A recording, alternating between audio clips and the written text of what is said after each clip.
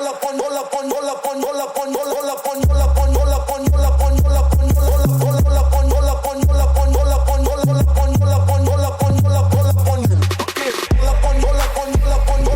morning, comrades. We have yet another very special episode today, and this time we're not talking about the Democratic debates, which that's a little different. Our last, I think, 4 episodes we're talking about electoral stuff, and I wanted to change the focus a little bit for at least a little while. Hopefully, we can talk a bit about some really cool labor stuff that's going on in the city. So we got Jeff in the studio, and we also have... I'm Scott. We have Scott. So, in Harlan County, Kentucky, they have just very recently, workers are out, former coal miners from the company, what was the company called? Black Jewel was one of them, and they had another one as well, that were recently laid off when their coal mining company, when the coal mining company just decided to file bankruptcy and said, we're closing up shop. All you workers, just bye. Y'all don't have a job. Y'all don't have anything to do. So you're not getting paid. Check's not in the mail. Get out of here. So for the past, this is as of this on Tuesday. This is latest reportings from these workers, and they're still out there. These coal miners. They want their jobs back, and they want their pay for the work that's done. They want the money that they already worked for, and they want to get that. So here's a quote from someone named Cameron Cornett, one of the workers. I would like to get the money that I'm owed, said miner Cameron Cornett. This is from Labor Notes, the father of 3. The money that I worked for, and that was taken from me and my family and these other workers. If we can't get our money, they need to do something with former CEO Jeff Hoops for what he's done, said Shane Smith, a 4th-generation coal miner. He was a coal miner, his dad was a coal miner, his dad's dad was a coal miner, and his dad's dad's dad was a coal miner. I mean, that's how it works out there. Yeah, it's like a legacy thing. Anyway, it's like that's what the family's always done. That's how they exist, and that's what they do. It's hard work, you know. And anyway, his youngest daughter was born 3 days after the company announced its bankruptcy a month ago and stole the workers' wages. Both of those men are owed nearly $4,000 in their last 2 paychecks. What if these people have rent or a mortgage or any regular bills, water bills, electric bills? The company don't give a shit. That's not a what if situation. I mean, yeah, obviously they do, but I guess and I don't know if coal miners live paycheck to paycheck. I imagine that they also do. So anyway, here's what these miners are doing. Their paychecks disappeared, and the community is actually rallying behind the miners, and the miners have come out and they've blocked the railroads, the trains that are passing, trying to ship the coal out of the mine. So the mining's already been done. They have it all loaded up into trucks, and some of these miners are blocking the shipment of this coal because the company's not paying them. So this is an example of what workers can do when they're working together, when they're unified, and they're showing their solidarity with one another. They're blocking the railroad tracks. They have cornhole. They're playing. You know that little game where you toss the bean bag into the little hole? I know it pretty well. I've been to a lot of Southern barbecues. Yeah. So there's maybe for people who are listening who are not from the South. Anyway, they have that on the railroad tracks, and they're just playing the game on the railroad tracks. They have they're singing songs like "I Want My Pay" to the tune of "I Want It That Way" from the Backstreet Boys from the 90s. It's just that there's miners blocking this whole thing. They're stopping the trains, and they're just making sure that this company's not going to cash in and make more money after it's filed bankruptcy and just cut us loose without even paying us. We don't have jobs, and we're not paid. So, I mean, this is in Harlan County. Everything I learned about coal mining, I learned from the show Justified, which takes place in Harlan County. Like, there's even like a whole like season-long story about this coal company that like buys up a lot of property, like through these like crime intermediaries, and then just totally slurry up the town and leave. So, it's funny that you point to that, because they talk about the sort of like mismanagement that the group called the Black Jewel is the name of one of these coal mines that's shutting down and just cutting the workers loose. And it says, like, the mismanagement is shocking. A nonprofit interest research firm called the Sightline Institute pored over Black Jewel's bankruptcy filing and reported that Hoops specialized in taking over financially struggling mines, that his companies were chronically short on cash and routinely stiffed creditors and tax collectors, that he had no way of tracking the finances of individual mines, and then repeatedly transferred money back and forth between the company and his own personal account, apparently to keep checks from bouncing. So he's just like moving money around to make sure that just getting money from one place and using it to pay something else off. That's like that's legit like the backbone of scamming. Yeah, or if like taxes are getting paid, he'd be like, oh, how can I pay taxes? I don't have any money. Or the company doesn't have any money. It's actually in my. So this guy should be in jail. I mean, you're probably getting subsidized too. Totally, absolutely. He's getting state subsidies. There's no question. That's how coal mining just works. Oh, federal subsidies probably too, because that's where Mitch McConnell lives, and he's the Senate Majority Leader, and he knows how to get pork. Corporate welfare. Yeah. Hoops, the CEO, is also building a $30 million Roman Colosseum-themed resort called the Grand Patrician on the site of an abandoned hospital in West Virginia. Wow. The workers are hoping that media coverage of their action will draw the attention of someone who can help them. So that's some wild shit. Yeah, this dude's like building a Roman palace. He's here with his rabbit ear pockets when he's talking to the government, but like going like straight up wearing like Caesar cosplay, like right. building the Right. He wants to be the next Caligula or some shit. He just shows up to like Mitch McConnell's office. He's like, render onto Hoops. So, solidarity with the coal miners, obviously. I'm actually going to include a fundraiser that our friends over at the Trillbillies radio show have put up. Are they official friends of the show? They're friends enough. But anyway, we're gonna don't call me out on the air, you asshole. They're posting. They're putting a fundraiser that's going to go and help these miners sort of support their efforts to A, get their money back, and B, get their money that they earned, rather, not even getting it back, and then B, just like embarrass the shit out of this Jeff Hoops motherfucker. Yeah. And like, I'm like the only good Jeff, right? There's no other, like, maybe I have another friend that's named Jeff that's cool. I mean, at least you don't spell it with a G.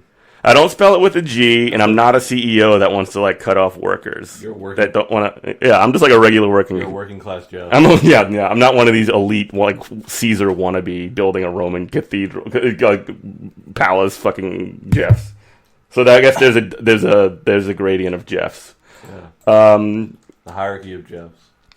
So anyway, I'm gonna include the fundraiser to the Trillbilly Workers Party.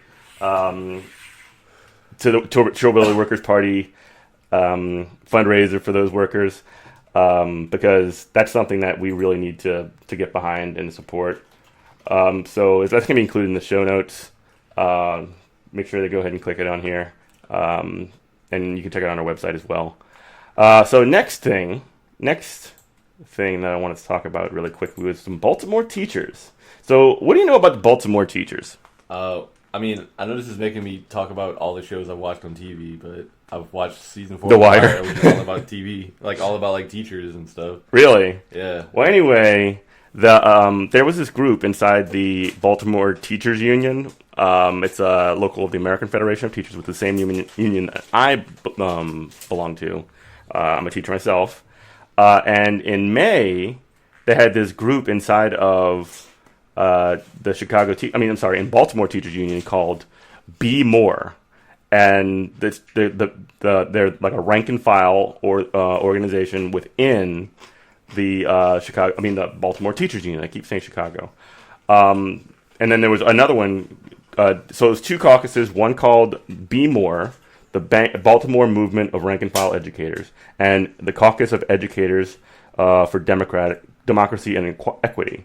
So these groups were able to displace in the elections, these union elections, that the leadership that was in place, and there was a big sort of like lawsuit over the some claims that there was voter fraud and there was like this sort of like misconduct by the caucus that won, even though the group that put the election on, they usually have like these independent commissions, but the usually like established leadership of unions does have a lot of influence over that, and also like staff lawyers and something like that. They often have some existing relationship because they have to work with the management. Not that they're necessarily cheating or whatever, but in this case it surely seems like it. Anyway, or at least that they were making claims that there was cheating by these rank and file groups, these insurgent groups within the unions, and they had months of deliberations. They had hearings, and then AFT rejected the claim. The supporters campaigning at schools or visiting members at their homes violated Labor Management Reporting and Disclosure Act standards. So the AFT, the National Union, did a good job here by saying, actually going to people's houses and saying, this is what you do, this is who you need to vote for this election. Or what was the other thing? Visiting members at their homes, or calling people up on their cell phone. Like, how else would you get people to even know about that you're running for this office? You just put letters in the mailbox or something. I mean, I don't know much about voter fraud, but that sounds about how you tell. That's how you get people to know. So AFT said, is phone banking illegal now? Right. So this is also from Labor News. It said the AFT said that since the previous contested election in 2016, the BTU, Baltimore Teachers Union, Elections Committee had modified the rules in a way that, quote, significantly narrowed the opportunities for candidates to campaign for members to receive information about the elections. So the Baltimore Teachers Union basically said, they're saying that the Elections Committee, which is chosen by usually the Executive Council and approved by the membership, they basically said, yeah, you made it so that the rules are so tight that people can't find information. And that's BS. Changes including bans on holding any election-related meetings at schools or work, using work emails and mailboxes to distribute campaign literature. So a lot of the deals that teachers unions have with schools is that like every teacher has like a little box where they can get messages in, and the unions can put information in the mailboxes. Well, the elections committee from the Baltimore Teachers Union said, well, you can't use that resource, for whatever reason. And so this person, Christina Duncan Evans, who she actually was the one that got the win after this AFT ruling, and she was elected the chair of the teacher chapter, and that the decision was a vindication not just for the candidates but also for members who raised concerns about the voting process. If you're going to make the rules so hard that no one can follow them, that's a way of undermining democracy. Exactly right. I mean, doesn't that sound like what's going on with your school board? So this is the union. This is a union. Oh, all right. So this happens within the Baltimore Teachers Union. So there are different aspects within the union. Mm-hmm. There are different aspects, like the Baltimore Teachers Union and the. So there's a Baltimore Teachers Union. There's they're a local, right, for that city. They have one in New Orleans. They have the United Teachers of New Orleans, which is a teachers union that has 3 schools, and they also have like at-large members throughout the area. But they have to organize school by school, just because of the way that charters work. The charters, yeah. So the charters are basically their own bargaining unit. It's totally designed to just break up teacher organizing the way that charters work, and that's the idea. That's part of the idea, and it's just basically startup culture in the schools, So anyway, that. And that's what it is in New Orleans, and then there's also one in Jefferson Parish, which has a lot more public schools. They have a lot more reach because they're all one big unit negotiating with the school board and the administration over there. So that's some good news. So 2 cool things are happening. One very uncool thing, but very cool response by the workers. And then we have another uncool thing by the Baltimore Teachers Union. But the rank and file, the AFT came down on the right side of this, and the Be More in the CEDE caucus are essentially going to be in place to sort of run their Democratic Union going forward, which is great news. Third thing I want to talk about today that I just learned about this morning was that there are 400 workers who operate 13 ferries this is from Labor Notes 2, in coastal communities along the Gulf of Alaska. They walked off the job last week and shut down all of the transportation, like by ferry in Alaska, in that little section of Alaska. So, for those who don't know, like that Gulf of Alaska section, there's an entire like archipelago of islands up there. The Aleutian Zone. The Aleutian, yeah. And so the strike shut down the system within 24 hours because nobody's moving. And the ships came in. The state has already had to pay $2 million in refunds to people who are unable to use their ferry tickets. So you go up there. Imagine going on a trip to like visit the Gulf or like look at Alaska or whatever. See the sights. Yeah, see the sights, and you can't do it because the ferries aren't working. Yeah. So they're pissed at the companies. These companies are feeling the pressure. Now those are privatized? That's a good question.